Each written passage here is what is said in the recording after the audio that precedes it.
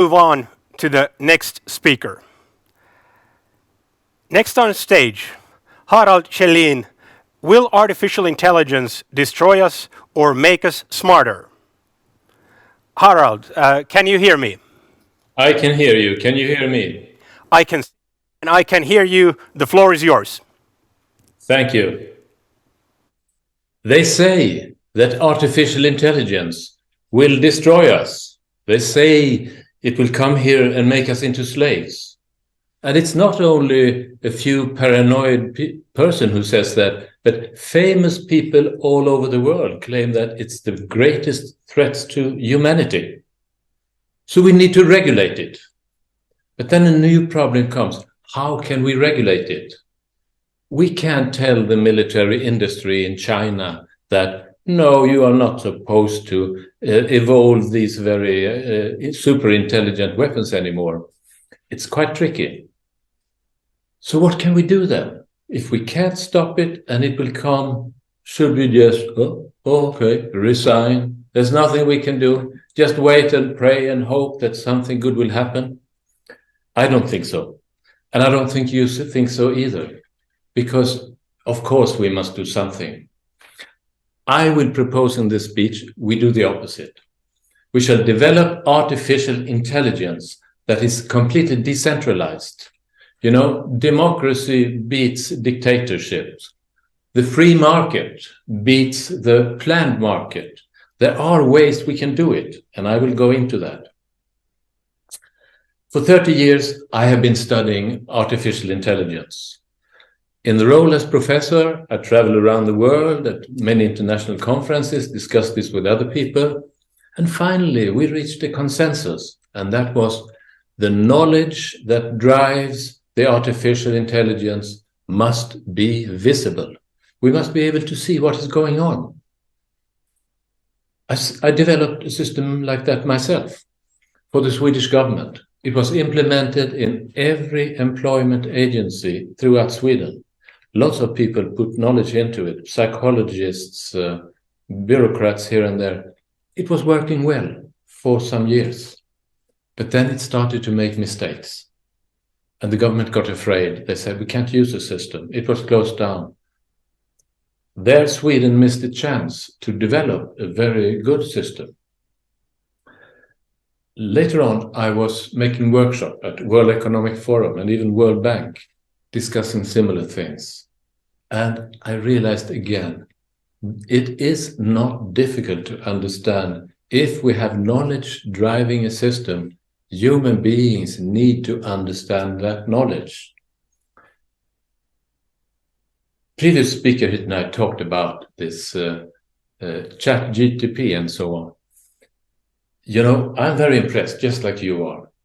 They can paint pictures, they can make symphonies, they can outcompete any kind of doctor diagnosing patients. They are super smart, but they are narrow.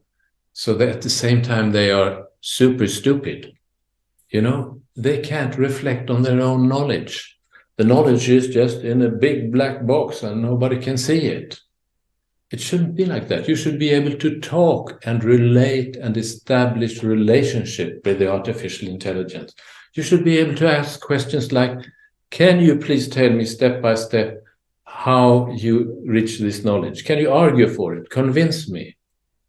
You know, I need to trust the artificial intelligence, and the artificial intelligence needs to trust me, who gives information, just like in business.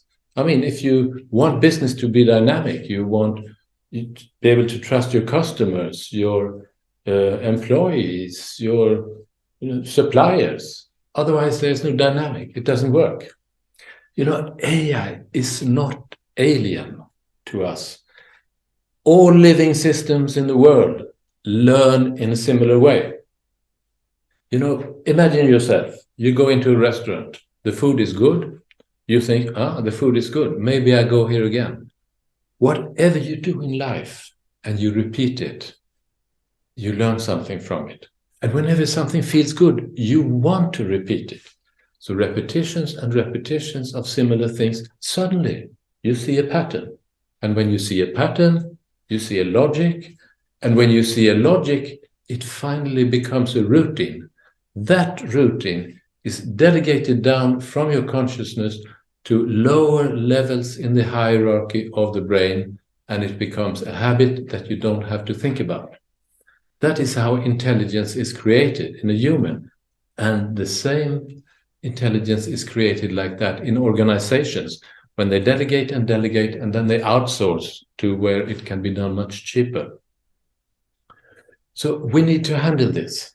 We need to handle this because we create intelligence and the emotions come as a feedback back. And then people say, oh, now it's dangerous because we don't want any intelligence that does not have emotions like us humans. But how does our emotions work? You know, it's a great probability calculus machine. We collect everything that makes us feel good or make us feel bad. And unlike the rational reasoning, these emotions, they go together. They build some kind of unit that allows us to make a decision. And when we make a decision, then energy is released. It's no problem to program that into a computer. Artificial intelligence can demonstrate emotions just like humans, although we don't know how they feel or why they do it, but we don't have to be afraid of it. You think, if they are so strong, so smart emotions, we will be nothing. But you know, a mature manager doesn't want his subordinate to be afraid. A mature manager wants his subordinate to be creative, productive, inventive. That would happen the same with artificial intelligence.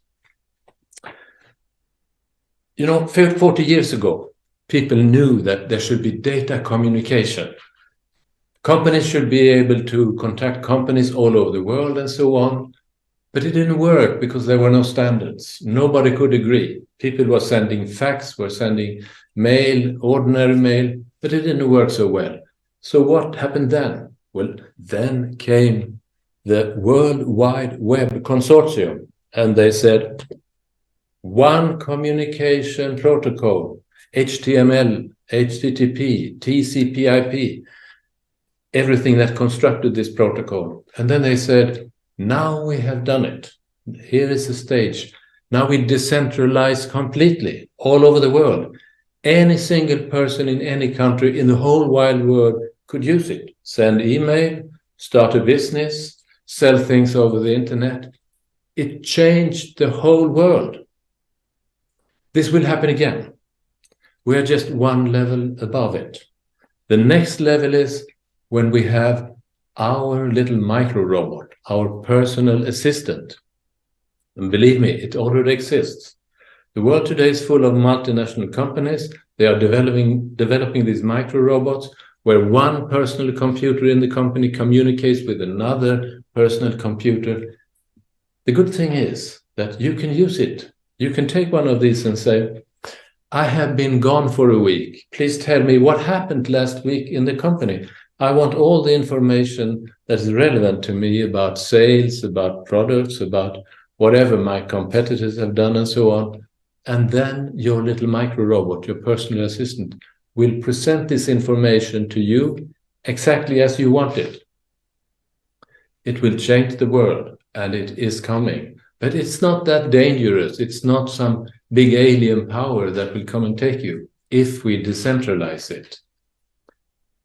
Some of you may think now, oh, well, that's good for the companies, but I still don't like computers, and I still hate all this artificial intelligence. I want to think myself. But you should consider this, that you can be the one who benefits the most from this. Because if you talk with an artificial intelligence, it will ask you questions. What do you want? What do you want me to do? You have to think about your priorities. When you sort out your priorities, you will suddenly realize there is a new structure in how you think. You know, if you make a decision on a general level in your life, it's much easier to make decisions on a more specific levels, basic psychology. So when you have priorities, when you have a purpose, when you have this direction, your personal assistant will secure that you have flow. Well, now maybe you hate your mobile and your PC because it takes too much time. But this time you will be able to discuss with it and set the rules. That is the good thing with it. You will benefit from this. We don't know how far it can go. It can go to very high levels. There's another thing that's very interesting in psychology, and that is that if you have an insight on a general level, the knowledge on the lower level is not so important anymore. You know, an AI can do that, can take a lot of examples, a lot of patterns here and there and compare them. And then it concludes, it finds a new general theory. That's exactly how science works. But it will also work the same way in your mind. Once you see the general patterns, the old knowledge you have before, all your ambitions, all your ideas, all your worries, they will suddenly just implode because they are not necessary anymore once you have seen through them. And when knowledge dies, energy is released. These are the economy of the brain. It's quite fascinating. So whenever you get a new insight, you also get power.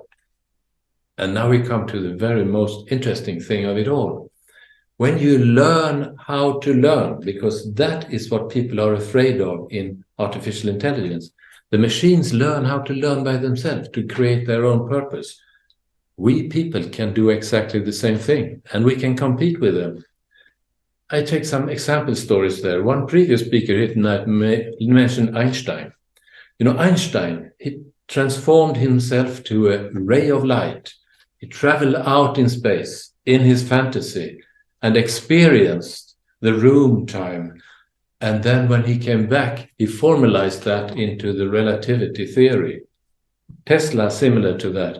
Once you have learned to make models on a very high level of abstraction, that will release the emotions and the intuitions.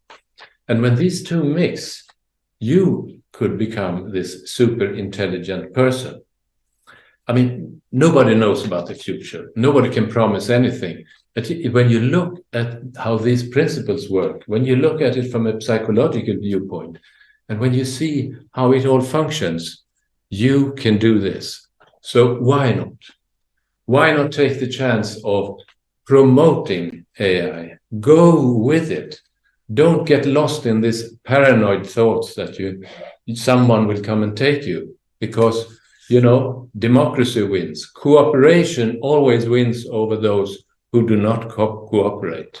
So go ahead and do it. Thank you very much. Harald, thank you so very much for your presentation. A thing that I wanted to ask about, we know now a lot more about artificial intelligence. In business forum events, a lot of our attendees are business decision makers. And as you know where we're heading and where we are now, what would be your one tip, your one advice to give to business leaders how to move on with artificial intelligence now in 2023? I had planned to tell them this during my speech, but I don't have time for that. But what they should do, they should ask their subordinates, what makes you angry? And then they should say, what makes you bored in your job? When do you hate your job? And then, as a consequence of this, please write down all the things you would like to have in your job and what you don't want to have, which information you want from your peers, which informations you want to give to your peers, and then any robot trainer could go there and give this to this employee. They should implement AI this simple, decentralized way. That would make long-term profits much more secure. So we go with angry and bored and what information needs to be shared. I think this is a great way to move forward. Harald, thank you so much. Thank you.